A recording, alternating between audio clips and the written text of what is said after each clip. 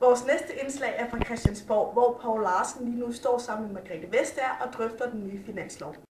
Tak skal du have, Gitte Østergaard. Jeg står som sagt her med Margrethe Vestager.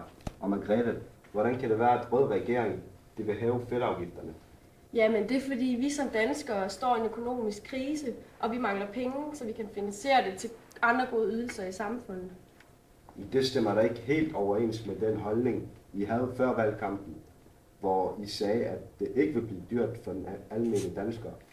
Jamen det handler i bund og grund om, at vi mangler penge i statskassen, og vi bliver nødt til at finde det et eller andet sted fra.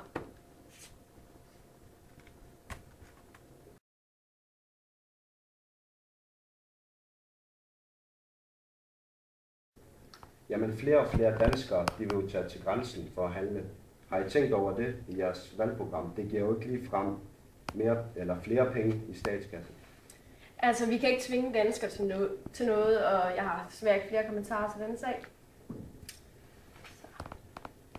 Tak til Poul Larsen og Margrethe Vestager, og nu til sporten.